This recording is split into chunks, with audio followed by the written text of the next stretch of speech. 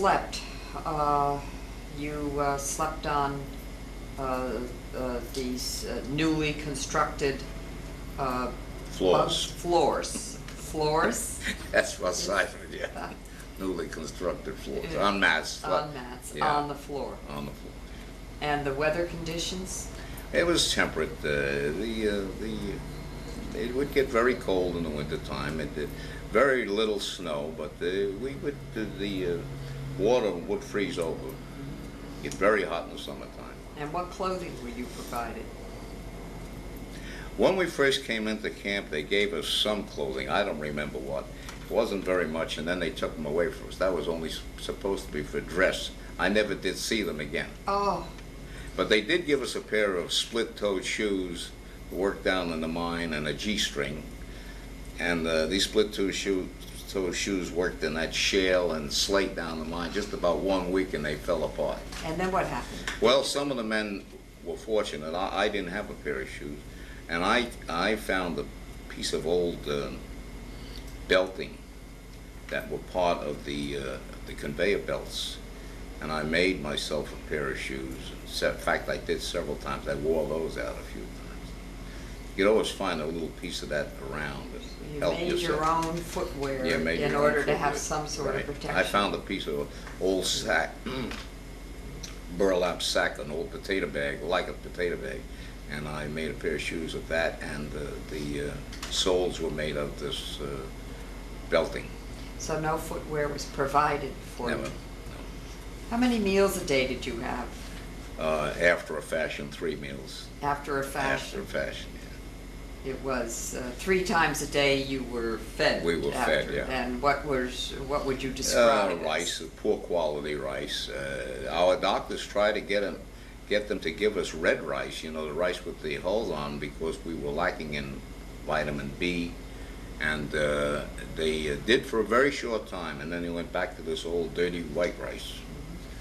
And we would get a piece of daikon, which was a pickled radish, and once in a while a piece of seaweed and something like that, and on occasionally dog meat and whale blubber.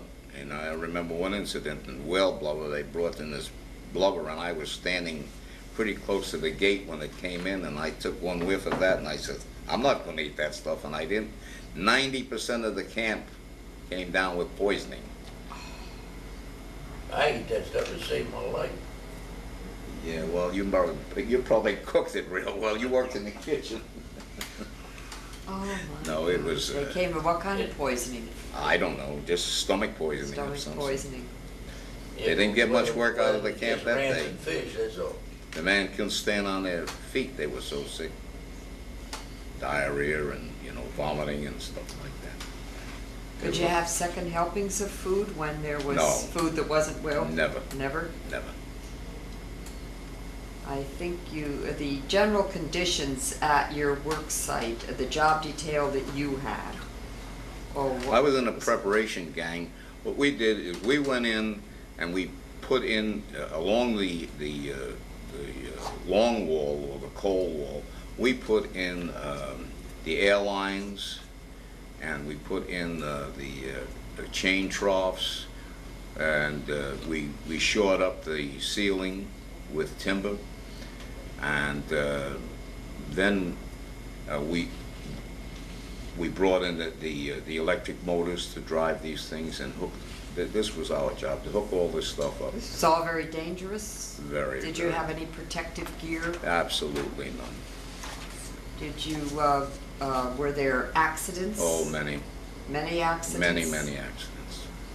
Broken arms, broken legs, broken heads, lots of broken backs. How high was the ceiling where you were? It from anywhere from maybe 2 feet to 30 feet to 35 feet sometimes, depending. It could be as low as 2 feet. It could be as low. You crawled on your belly to.